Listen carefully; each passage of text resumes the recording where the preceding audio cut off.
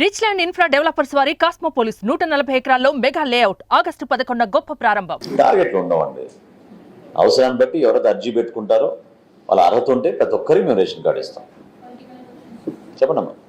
Sir, Bengaluru పర్యటనలో Pawan Kalyan comments చేశారు. ఇంతకుముందు 40 ఏళ్ల క్రితం హీరోస్ చెట్లను కాపాడండి అని ఇచ్చేవాళ్ళు మెసేజ్. ఇప్పుడు చెట్లను నరికి స్మగ్లింగ్ చేయండి అని చెప్తున్నారు. అలా ఉంది మన సినిమా అని. అంటే ఇండైరెక్ట్ గా పుష్ప సినిమా మీద ఆయన సెటైర్స్ వేశారు. అల్లు అర్జున్ కి ఇది కౌంటర్ అని ఒక చర్చ నడుస్తుంది.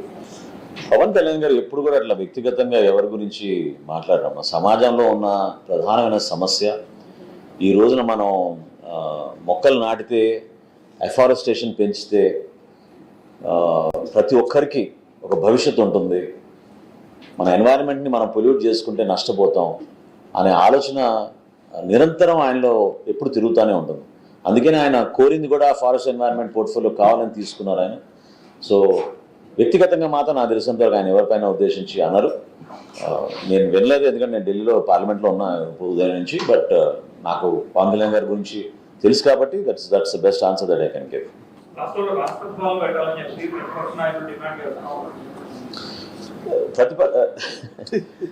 రాష్ట్రపతి పాలన దేనికి పెట్టాలండి?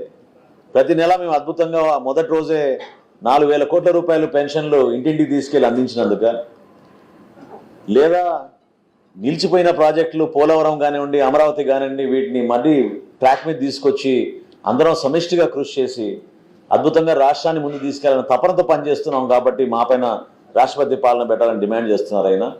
దేనికి అసలు ఈయన ధర్నా చేసింది ఢిల్లీలో చెప్పండి? కేంద్రం నుంచి ఫండ్స్ తీసుకొచ్చారు. ఏ విధంగా? కనీసం కేంద్ర ప్రభుత్వం నుంచి మొట్టమొదటిసారి బడ్జెట్లో ఆ విధంగా ఒక భరోసా కల్పించే విధంగా కష్టపడి నాయకత్వాన్ని కలిసి ఇది సమిష్టి బాధ్యతగా మేము భావించి ముందుకెళ్తుంటే మీరు రాష్ట్రపతి పరిపాలన పెట్టమనేది దేనికి? మీరేమో ఒక కోటలో ఉంటారు, ఊహించలేము అసలు ఆ కోటనే. మొన్న తెనాలి వెళ్తుంటే ఆ దారిని తీసుకెళ్ళాను, నేను మొట్టమొదటిసారి చూస్తున్నాను ఇల్లుని. 40 అడుగులు 50 అడుగులు మీరు కట్టేసుకుని చుట్టూ సామాన్యుడు మీతో అసలు మాట్లాడగలుగుతారా? బయట ఏం జరుగుతుందో మీకు తెలుసా? దేని గురించి జగన్మోహన్ రెడ్డి గారు ఆ విధంగా మాట్లాడుతున్నా నాకు అర్థం కావట్లేదు. కనీసం ఇంకిత జ్ఞానం ఉండాలి.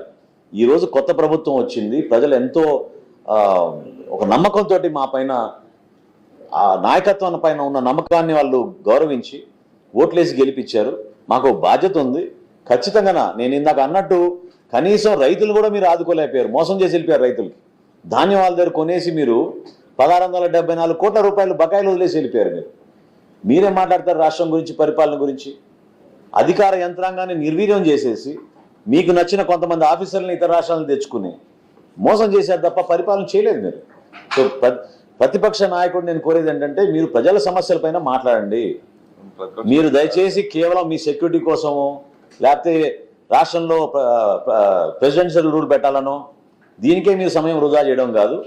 ప్రజలు ఏమైతే ఇబ్బంది పడుతున్నారో, ప్రజలకి ఎటువంటి సమస్యలపైన మీరు ఒక బలం ఇవ్వాలో, నిలబడాలో ప్రజల పక్షాన మంచి సూచనలు ప్రభుత్వానికి ఇచ్చే విధంగా మీరు మార్చుకోవాలి మీ పద్ధతిని. కానీ కేవలం విమర్శించడానికి కోసం, లా అండ్ ఆర్డర్ విషయాల గురించి మీరు అనవసరంగా మాట్లాడడం ఏమాత్రం కూడా సబబు కాదు. సుమన్ టీవీలో మీ పర్సనల్ అండ్ బిజినెస్ ప్రమోషన్స్ కోసం కింది నెంబర్కి కాంటాక్ట్ చేయండి.